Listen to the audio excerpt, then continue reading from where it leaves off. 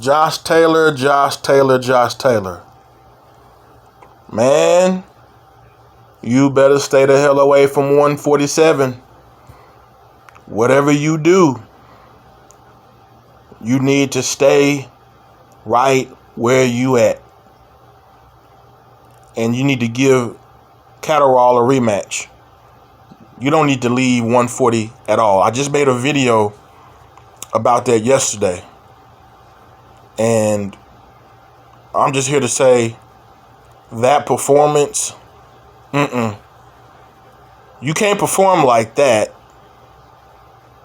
and think you're going to go to 147? See, my thing is this tonight with Taylor. He smothered a lot of his punches. Smothered so many of his shots. You didn't use the jab, which going to 147, that's going to definitely hurt you. You know, you didn't go to the body enough. You tried to get this dude the hell out of there. Catterall, I mean, he's not really all of that, but he was good enough for you tonight. I'll just say that. That left hand connected so much, so many times. And honestly, you know, that's not a good look for you, man. It really, truly isn't. You're lucky that you won this damn fight. Very lucky. Very, very, very lucky, man. It could have went either way easily. And possibly if you were in home, it could have went Catterall's way a whole lot better. You couldn't have known you won the fight or you had the fight won. Like, man, come on, man. I like you, Josh Taylor. I like Taylor. I like Taylor as a fighter. And, you know, sometimes guys could just have bad performances. But it's something about some of these guys, i.e. Jamal Charlo, excuse me. When you fighting at home, that might not be the best thing. You put so much pressure on yourself, you know, to give the crowd a show, to get a knockout. You guys not thinking about the 12. You ain't thinking about 12 rounds. You're thinking about knockouts, trying to impress the crowd. Well, if you're going to perform like that, don't fight at home no more. You need to go somewhere with a neutral site, Vegas or somewhere like that again, because as you can see, man, some guys, when it comes to them going home, they just can't handle. They can't handle the pressure. They can't handle the pressure. I mean, it was a bad game plan. The game plan was bad. You didn't listen. I mean, I don't know. Did you listen to the trainers at all?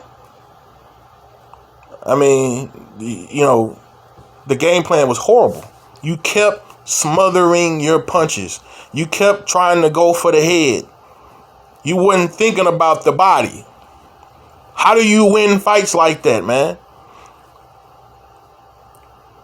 You didn't look like an undisputed champion at all. At all. And for you to think going to 147 is a good idea, nah, man. You might want to think that over. You might want to think that over. Seriously. You need to stay at 140. You can do a lot of good things at 140. That's your weight class. I know it's probably a struggle with the weight, but man, at least wait to go to 147 until Terrence Crawford and Bud are gone. You know, but if you think you can beat Terrence Crawford, you have lost your mind with that type of performance. It seems to me as though he has problems with southpaws. You know, he beat Regis Prograis by majority decision. It was a good fight. And, you know, in some ways, Prograis, you know, he had his ways. But man, I ain't never seen nobody have their way like that. You know, not with Taylor. I mean, so I think that there could be a possibility he just has problems with a lot of southpaw fighters. And if you're thinking going up to 147 that you won't have a problem with southpaws, don't do it. You know, Jaron Ennis, he's a switch hitter. He could fight southpaw. That's not a good thing. Not good for you. Errol Spence, Terrence Crawford. No need for me to even discuss that. No need. Honestly, right now, after that type of performance, there could be a chance that a guy even like Tank Gervonta Davis. Yeah. You know, if you're going to keep leaving that right hand down for a good southpaw puncher, I mean, that's a big no-no, man. A big no-no. I get it. It's one fight. You can come back and look like the champion that you know you could be. But tonight, man, you did not look good at all. If I'm talking about from the jump, you was getting clocked with those left hands. From the jump.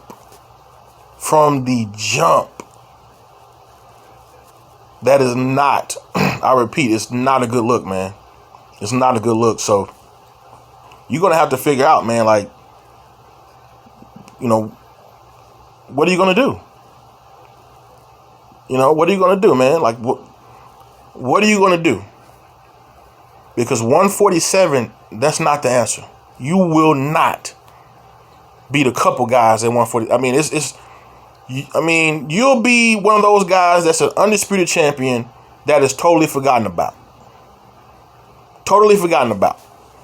The same way a guy like Jermaine Taylor, you know, who was undisputed after beating B-Hop twice, went to 168. Who? You could be one of those type of guys if you go up to 147. One of those guys that we totally forget about. Totally forget about. You need to get yourself right. You know, I hope that you can make 140, but if it's that big of a deal, hey, I mean, you got to do what you got to do. But 147 is not the answer. For Jack Catterall, you know, I had you being out of there by the 4th or 5th round. You know, my bad. You did your thing. Much respect. But nah, man. Nah, Josh. That ain't it, bro. Peace out, guys.